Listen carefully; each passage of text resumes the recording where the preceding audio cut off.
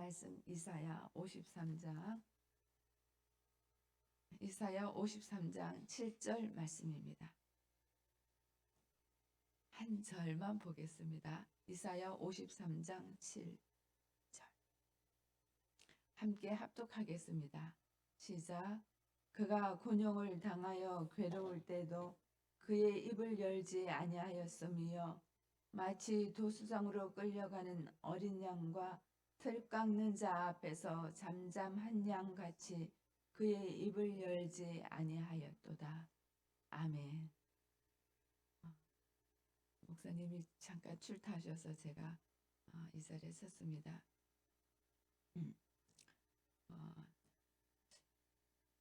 저는 젊었을 때는 눈이 참 좋았습니다.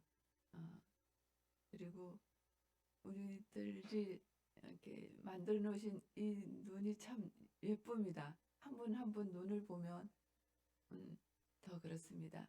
더더군다나 아이들이 이렇게 깜빡거리거나 빤히 쳐다보는 그 눈을 보면 너무 예쁩니다. 오늘 우리는 새벽에 눈 운동 한번 해볼까요? 여러분 이렇게 숙인 고개를 좀 드시고 살짝 하늘을 쳐다보면서 눈을 한번 이렇게 떠보십시오. 네, 그렇게 하신 줄 믿습니다. 그 뜬 상태에서 옆으로 한번 굴려보세요. 오른쪽 한번 왼쪽 그대로 두시고 오른쪽 왼쪽 눈을 한번 굴려보십시오. 네, 오른쪽 왼쪽에서 눈을 굴려보십시오. 자, 그대로 몸을 두시고 살짝 고개를 숙여서 밑으로 한번 눈을 보십시오. 내리 깔아보는 겁니다. 네. 자, 눈 운동 한번 해볼게요. 전체를 한번 굴러볼게요. 이렇게 둥글둥글둥글하게. 그대로 두고 눈 운동. 오른쪽, 왼쪽, 오른쪽, 왼쪽. 저희들이 눈 운동할 때 이런 운동을 합니다. 근데 이제 제가 눈 운동할 때는 아무 생각이 없었는데 다른 분들이 이렇게 눈 운동을 하는 거 보면 굉장히 웃깁니다. 이렇게 쳐다볼 때는 우리가 아무 생각 없이 그냥 참 좋다, 하늘이 보인다 이렇게 생각하는데 눈을 옆으로 굴리기 시작하면은 우리는 이걸 표현을 한국말 되게 재미있습니다. 이 표현을 뭐라고 하냐면 눈을 뭐라 그러죠? 굴린다고 그럽니다. 이렇게 눈을 굴린다고. 근데 그 눈을 굴리는 모습이 그렇게 이쁘지 않은 것 여러분 아시죠? 자, 더더군다나 들고 있다가 눈을 밑으로 쳐다보는 걸 우리가 내리깐다라고 얘기를 합니다. 자, 내리깔 때는 더 나쁜 표현을 쓰죠. 나를 무시하는 것 같고 나를 경멸하는 것 같을 때 우리는 눈 내리깝니다. 그 사람들이 이렇게 눈을 숙이고 있으면 눈 내리깔지 마 이렇게 얘기를 합니다. 표현도 좀 거칠입니다. 내리깐다. 눈동자 굴리지 마 이런 표현들을 씁니다. 저는 이 모습을 보면서 저와 하나님의 관계를 한번 생각해 보는 시간이 됐습니다. 우리가 하나님을 바라만 볼 때는 너무 아름다운 눈입니다. 천진난만하고 오직 주님만이 나의 생명입니다 할 때는 얼마나 아름다운지 모릅니다. 우리 상황이 어떠하든지 그 눈동자는 너무 아름답고 모습도 아름답습니다. 근데 우리가 그 아름다운 모습 그대로를 가지고 있으면서 그렇게 해야 되는 성도라는 직책을 갖고 있으면서 때로는 하나님의 자녀가 된 우리들이 봐야 할 하나님을 보지 않고 옆 눈질을 하게 되면 컨닝하는 사람들처럼 사람들이 보기에 굉장히 보기가 싫습니다. 뭔가가 잘못되어 가고 있는 것 같이 느껴집니다. 오른쪽으로 해서 뭘 훔쳐볼까? 왼쪽으로 뭘 훔쳐볼까? 우리가 옆눈질하면서 세상을 훔쳐보고 우리가 아닌 이 세상의 다른 신들을 하나님의 아닌 다른 신들을 훔쳐볼 때는 굉장히 보기가 싫습니다. 더더군다나 하나님을 바라봐야 될 우리 백성들이 이 땅을 내려다보고 있으면 정말 추합니다. 눈을 내리까는 모습이 됩니다. 제가 어제 어떤 곳에 가서 사진을 찍었습니다. 같이 이렇게 어울려서 사진을 찍는데 저도 모르게 누가 얘기를 하고 있는데 팔짱을 끼고 이렇게 탁 때려보고 있는데 그걸 사진을 딱 찍어서 저한테 보낸 거예요. 끔찍했습니다. 이런 사진을 왜 찍었지? 저도 모릅니다. 더군다나 우리 나이가 들면 이게 이렇게 처져 있잖아요. 처져 있는데 이렇게 해서 심각하게 눈을 내리까고 막 정성껏 내가 들었는데 그 듣는 모습이 이렇게 쳐다보고 있는데 눈을 내리까는 독사의 눈같이 보여서 제가 끔찍했습니다. 그래서 그 사진을 지우고 싶었습니다. 우리의 모습이 그렇습니다. 하나님의 백성들이 하나님을 바라보지 않고 옆눈질을 한다든가 밑을 세상을 바라보면 우리 모습이 지워버리고 싶은 모습. 주님이 보실 때는 더더군다나 그래 하리라 생각합니다. 오늘 이사야 7절 말씀 한 줄 말씀입니다. 저는 많은 절을 다룰 수가 없습니다. 7절을 보니까 예수님이 십자가에 달리신 사건을 표현했을 때 이야기입니다. 그가 고난을 당하여 괴로울 때에도 그의 입을 열지 아니하였으며 했습니다. 우리가 이사야서에서 계속 예수님의 예표적인 사역들을 보면서 예수님이 우리를 위해서 어떤 일을 행해 오셨는지, 예수님이 성품이 어떤 분인지, 예수님이 속성이 어떤 분인지, 예수님을 어떤 캐릭터로 우리에게 나타났는지 우리는 계속 지금 묵상해 오고 있는데 오늘 7절 말씀은 입을 열지 않으신 예수님의 모습입니다. 예수님이 여기까지 입을 열지 않으실 정도의 고난과 괴로움을 우리는 너무 53장, 52장, 53장에서 지금 너무 잘 알고 있습니다.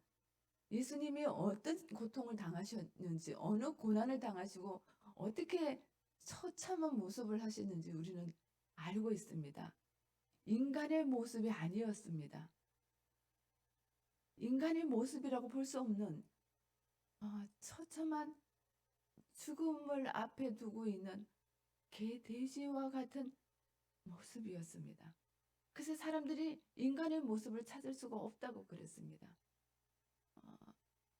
매를 맞고 채찍을 맞고 조롱을 당하고 침뱉음을 당하고 군병들에게 짓밟힘을 당하고 하신 그 모습이 인간의 모습이 아닌 정도로 고통을 당하신 모습을 성경에서는 증언하고 있습니다. 그 당시에 유월절이 가까워왔기 때문에 모든 백성들이 예루살렘으로 예배를 드리러 몰려옵니다. 그러면은 이스라엘을 속국을 갖고 있는 이 로마는 혹시나 난동을 일으킬까봐, 폭동이 일어날까봐 포위하고 보호하는 군병들을 더 많이 보낸다고 합니다. 그래서 총독 관저 안에 있던 그 군인들의 수가 2,000명에서 3,000명 정도로 추정을 합니다. 그 군인들 앞에 예수가 끌려가서 고통당하는 모습을 우리는 성경에서 볼 수가 있습니다. 군인들이 끌고 예수를 끌고 총독 관저 안으로 갑니다. 그 관저 안에는 3,000명이 되는 군인들이 있습니다. 남자분들은 군인들의 속성을 너무 잘 아실 겁니다.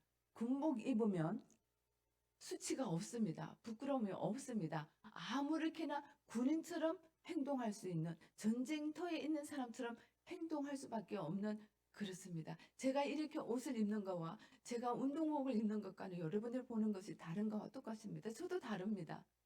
군인들이 예수님을 조롱하기 시작합니다. 고난을 가하기 시작합니다. 네가 유대 사람의 왕이냐? 그래, 너 정말 왕 같구나. 유대인의 왕 만세! 하고 인사를 합니다. 갈대로 예수의 머리를 계속 때립니다. 이거는 10명, 100명이 아닙니다. 수천 명이 있는 앞에서, 그 군복을 갖추고 힘 있는 자들 앞에서 153cm도 채 되지 않은, 제 키만큼도 되지 않는 엄청난 채찍을 맞아서 지금 끌려온 예수님, 피투성이가 된 그 예수님은 거기서 그 조롱을 감당을 하십니다. 그리고 홍색 옷을 입힙니다. 실컷 조롱하고 다시 홍색 옷을 벗길 때의 그 고통은 이루 말할 수가 없습니다. 피딱지가 들어붙어 있는 그 옷을, 예수님의 옷을 억지로 벗겨서 그 가짜인 홍포를 입힙니다. 그리고 다 조롱하고 나서 홍포를 벗기고 다시 예수님의 옷으로 입히는 그 순간은 내 피부가 다 떨어져 나가는 고통입니다. 벌써 채찍으로 고통이 어마어마한 고통 가운데 있습니다.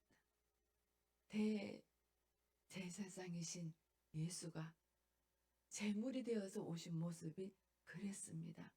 온 몸에는 채찍으로 칼이 떠져 있는 것처럼 내 몸이 떠져 있는 상태입니다. 아, 이것을 보고 우리는 그냥 끔찍해 이렇게만 생각합니다. 그리고 예수님은 아무 말씀을 안 했습니다. 대제사장이 묻습니다. 대답할 말이 없느냐? 빌라도가 묻습니다. 너는 대답할 말이 없느냐?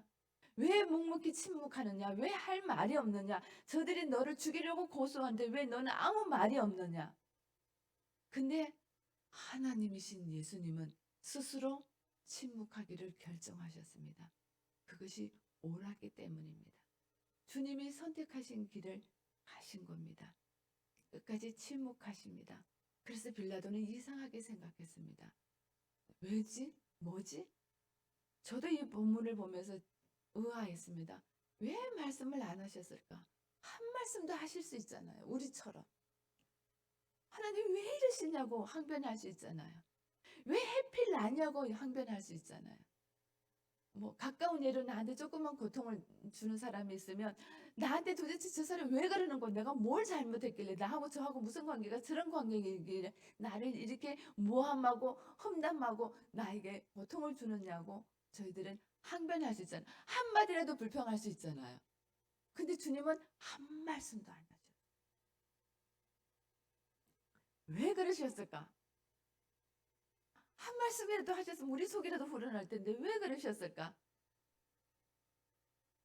주님이 우리를 향한 사랑 때문에 그렇다라는 걸 저는 깨닫습니다. 많은 분들이 그렇게 얘기합니다. 이 예수님은 우리에게 침묵하기를 가리키는 침묵 훈련이라고. 예수님이 고난 가운데에 마치 도수장으로 끌려가는 어린 양과 틀 깎는 자 앞에서 잠잠한 양같이 입을 열지 않는 것이 우리에게 침묵을 가르쳐주기 위한 방법이었다라고 기록하신 분들도 많이 있었습니다. 예수님처럼 잘 참아내는 성도로 만들기 위해서, 예수님처럼 우리의 상황이 힘든 일이 있어도 잘 감당할 수 있도록 하기 위해서, 주어진 상황이 어떻든 간에 인내를 배우게 하기 위해서, 때로는 긍정적인 믿음을 갖게 하기 위해서 예수님이 입을 열지 않았다라고 기록했습니다. 정말 그럴까요? 우리는 침묵해야 되나요? 여러분 너무 오래 침묵하면 상담학에서는 암 걸린다고 얘기합니다. 절대로 침묵하기를 허락하지 않습니다. 그래서 많이 들어줄 테니까 많이 얘기하라고 얘기합니다. 이 침묵이 하나님의 방법인가요? 우리가 고난이 올 때 감당해야 되는 하나의 믿음의 수단이 침묵인가요? 저는 아니라고 생각합니다. 성도란 이 고난에 왔을 때 침묵을 훈련하는 자가 아니라 하나님의 사랑을 발견하는 자가 성도라고 생각합니다. 나한테 어떤 고난이 오든, 때로는 질병이든 아니든 모함이든 어떤 인간관계에서든 정말 견딜 수 없는 고난이 우리에게 닥쳐올 때에 우리가 해야 되는 것은 침묵을 훈련하는 거나 긍정적인 믿음을 훈련하는 것이 아닙니다. 그래도 저 고난 뒤에는 좋은 일이 있겠지, 이걸 훈련하기 위해서 예수님이 침묵하신 것처럼 우리가 침묵해야 되는 거 아니라고 생각합니다. 그것은 다른 곳에서도 배우는 일이기 때문입니다. 이 침묵은, 이 입을 열지 않으신 것은 주님이 스스로 의로우신 분이고 스스로 결정하신 옳은 일이기 때문에 그랬습니다.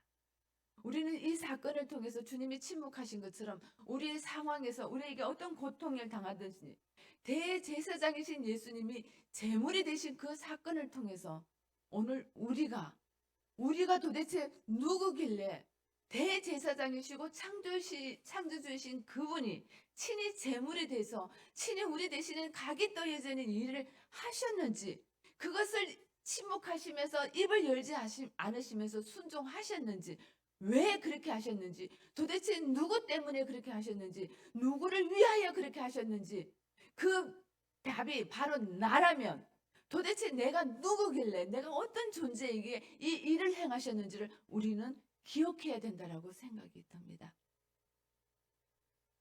도대체 내가 누군데, 내가 뭔데 나를 위해서 주님이 그렇게 침묵하셨을까요? 우리는 이 얘기를 너무 많이 들어서 이제는 그냥 무덤덤합니다. 아, 내 죄 때문에 예수님이 죽으셨어. 그래서 나는 구원을 받았어. 그래서 어쩌라고. 그래서 우리의 삶이 변화됩니까? 안 됩니다. 여전히 우리의 입은 열려 있고 우리의 불평은 쏟아져 나오고 우리의 관계는 깨어지고 있습니다. 이제는 안 됩니다. 그 관계를 회복하는 방법은 내가 도대체 누구길래 나를 위해서 오신 그 예수님이 침묵하셨는지를 생각해야 됩니다. 얼마나 나를 사랑하시길. 저는 교회를 사모라는 이름을 붙이면서부터 신앙생활을 시작했습니다. 다른 사람들이 볼 때 엄청 믿음이 좋은 사모였습니다. 쇼를 한 겁니다. 믿음이 하나도 없었습니다. 남자를 만났는데 목사 될 사람이니까 저절로 사모가 돼버렸습니다. 저는 절에 다녔거든요. 그러니까 사람들이 교회 안에서 저를 너무 힘들게 하는 겁니다. 그분들은 늘 하는 식으로 합니다. 하는데 믿음 없는 제가 볼 때는 너무 힘든 겁니다. 고개를 숙이면 고개 숙인다고 뭐라고, 고개 돌면 든다고 뭐라고, 정말 옆으로 눈을 돌리면 돌린다고 뭐라 그러고, 앞으로 내려오면 내려본다고 뭐라 그러고, 뭐 짧은 치마를 입으면 짧은 치마 입었다고 뭐라 그러고, 새 옷을 입으면 새 옷 입었다고 뭐라 그러고, 자세가 좀 흐트러지면 사모가 자세가 들었다. 어쩌라고요. 처음에 개척교회를 시작했는데 저에게 그러는 거예요. 그 목사님은 한결같이 하는 얘기가 교회는 다 그렇대요. 교회가 다 그러면 안 되잖아요. 그래서 교회는 좀 착하고 천사들이 모이는 곳인 줄 알았는데 교회 가니까 너무 무서운 거예요. 모든 말을 저한테 쏟아놓는 것 같은 거예요. 우아하게 점심 먹고 커피 한 잔 마시고 있으면서 저는 혼자 앉아서 설거지를 다 하게 만드는 게 성도들이었습니다. 그래서 저는 생각해서 이곳에는 있을 곳이 못 된다. 그래서 도망가자. 그래서 제가 운전을 그때 배웠습니다. 일종을 배추 장사하려고, 사모 안 하고 도망가려고. 좀 큰 교회로 갔습니다. 여긴 좀 낫겠지. 똑같았습니다. 너무 힘들게 했습니다. 앞에다 대고 막 삿대질을 당했습니다. 네가 사모냐고. 나는 아무리 생각해도 예수님 사랑한 것밖에 없는데, 예수님이 나를 만나준 게 너무 좋아서 예수님 전한 것밖에 없는데, 그리고 예수님을 더 깊이 사랑하는 방법을 훈련하고 와서 예수님이 이런 분입니다라고 얘기한 것밖에 없는데 저보고 이단이라고 얘기하면서 저보고 비아냥거렸습니다. 너무 힘들었습니다. 바깥으로만 돌아다녔습니다. 그런데 지금 돌아보니까 그 시간이 너무너무 감사한 시간이었습니다. 만일 저에게 그 시간이 없었으면 저는 예수님을 바로 알지 못했을 겁니다. 만일 저에게 그렇게 비아냥하는 손짓이 없었으면 제가 강대상에 올라가서 두 손 들고 기도하는 시간도 없었을 것입니다. 제가 하나님과의 초점을 맞추기 시작하니까 살 것 같았습니다. 그래서 그 길을 선택했습니다. 그런데 그것이 하나님 보시기에 너무 이뻐 보였던 것 같습니다. 그때부터 저한테 평안이 오기 시작하고 주님이 어떤 분인지 성경을 볼 때마다 깨달아지기 시작하고 계시된 것들이 조금씩 열려지기 시작했습니다. 저는 지금도 고백합니다. 그분들을 제가 미워할 수가 없습니다. 그분들은 생생하게 이름도 지금 기억됩니다. 수십 년 전 일, 그 개척교회 막 시작하고 내가 20대에 만났던 저를 힘들게 했던 그 전도사님 이름을 지금도 기억합니다. 너무 생생합니다. 그럼에도 불구하고 그분들이 얼마나 고마운지 모릅니다. 그분들 때문에 제가 예수님의 사랑을 더 확인할 수 있었고 예수님과 더 가까워질 수 있었습니다. 주님이 하신 일이었습니다. 주님이 저에게 행하신 일이었습니다. 그것은 옳은 일이었습니다. 제가 믿음 없는 눈으로 볼 때는 그건 견딜 수 없는 일이었는데 의로우신 주님이 저에게 허락하신 옳은 일이었습니다. 그래서 그 옳은 일은 제가 불평하거나 원망하거나 미워할 수 없는 일이었습니다. 지금도 그분들 생각하면 고맙습니다. 제가 이렇게 신학하게 하신 것도 그분들 때문에 했습니다. 도대체 모르겠습니다. 예수가 누군지. 도대체 모르겠습니다. 믿음이 뭐라는 건지, 교회 생활하는 것이 무엇인지 도대체 모르겠습니다. 잘하고 싶었습니다. 그래서 결국은 제가 이 자리에 있는 명색이 전도사라는 이름을 얻게 된 것도 그분 덕분입니다. 하나님이 그분들을 통해서 이렇게 하게 하신 옳은 일이었습니다. 주님이 침묵하신 것은 하나님이 스스로 선택하신 옳은 일이었습니다. 오늘 우리에게 고난당하는 환경을 주시는 의로우신 하나님은 그 일을 허락하신 일들은 옳은 일입니다. 때로는 인간과에서 갈등을 겪게 하시는 일, 옳은 일이십니다. 때로는 우리에게 고난을 주셔서 눈물로 밤을 지새게 하고 오직 주님을 찾도록 만들게 하시는 그 모든 일은 옳은 일입니다. 왜냐하면 하나님을 바라보고 하나님으로 인하여 구원받은 우리 하나님의 백성들이기 때문에 그렇습니다. 우리를 피 뿌려서 사신, 우리를 당신의 친히 십자가에서 죽으시면서 건져내신 하나님의 그 사랑하신 자녀이기 때문에 하나님이 우리에게 행하시는 그 모든 일은 옳은 일입니다. 우리의 믿음 없는 눈에는, 우리가 세상 속에서 바라보는 눈은 이거는 말도 안 되는 일이고 나한테 어찌하여 이런 일을 주시냐고, 왜 빼리면 나냐고 우리는 불평하고 입을 열고 싶지만 하나님이 행하시는 모든 일은 옳은 일입니다. 그래서 우리는 할 말이 없어야 됩니다. 우리는 자랑할 것도 없고 우리 스스로 인내했다고 우리 의를 드러낼 자도도 아닙니다. 주님 때문에 우리는 침묵하게 되어야 됩니다. 우리 스스로 우리 자아로 침묵하는 것은 내 의를 쌓는 일입니다. 내 스스로 고통에 올 때에 그걸 인내하는 것은 내 인내를 일으키는 일입니다. 그거는 믿음 없는 자들도 잘합니다. 하나님을 모르는 자들은 더 잘합니다. 성철선님은 3년 6개월 동안 돌에 앉아서 잠도 안 주무시면서 참선을 하셨습니다. 우리보다 인내가 더 대단하십니다. 유대인들은 말할 것도 없습니다. 그들은 율법을 지키기 위해서 그들의 행위로 얼마나 의로운 일을 많이 하는지 모릅니다. 그러나 예수가 없습니다. 그들 스스로 의로워져 있습니다. 근데 어떡합니까? 주님은 그 의로운 자들을 싫어하십니다. 오늘 예수님의 그 사랑 때문에, 옳은 일이라는 그 믿음 때문에 주님 사랑 의지하여 우리가 참아내는 자를 주님은 기뻐하십니다. 우리가 할 말은 주님 고맙습니다 밖에 없습니다. 우리가 해야 할 말은 주님 찬양합니다 라는 말밖에 없습니다. 우리가 해야 할 말은 주님 정말 고맙습니다. 이런 고난 주신 것, 고통 주신 것, 갈등 주신 것, 정말 울며 불며 어찌할 바를 모르는 이 상황 주신 것 고맙습니다. 감사합니다. 말밖에는 없는 것 같습니다. 그게 쉽지 않습니다. 그래서 우리는 주님 안에 있어야 되고 주님이 우리 안에 계셔야 됩니다. 나는 죽고 예수가 내 안에 계셔야 됩니다. 오늘 우리 한번 하루 그렇게 살아보십시다.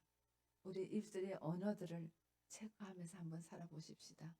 우리 잠에서 계속할 때 나는 죽고 예수로 사는 그런 묵상을 매일 했는데 오늘 그런 날 한번 되어보십시다. 내가 어떤 환경에 있든 어떤 상황에 처해든 때로는 나에게 와서 침을 뱉고 갈대와 같은 것들로 내 머리를 수없이 내리쳐도, 때로는 내가 입고 있는 모든 옷들을 훌렁 벗겨버리는 수치를 줄지라도, 때로는 경제 속에서 이러니 차라리 죽는 게 낫다라는 상황이 우리에게 있을지라도 오늘 그렇게 허락하신 주님 오르신 분이십니다. 그 일들을 통해서 우리가 주님을 더 깊이 사랑하고 더 알아간다면 그거는 세상에 무엇을 얻는 것보다 더 소중한 것이라고 생각됩니다. 오늘 하루 그렇게 한번 살아보십시다. 그렇게 한번 살아내십시다. 아멘입니까? 오늘 그렇게 한번 살아보십시다. 우리의 언의 입술은 주님 사랑합니다. 주님 하시는 모든 일은 옳습니다. 고맙습니다는 말로 오늘 우리의 언어를 한번 다시 점검해 봤으면 좋겠습니다. 기도하겠습니다.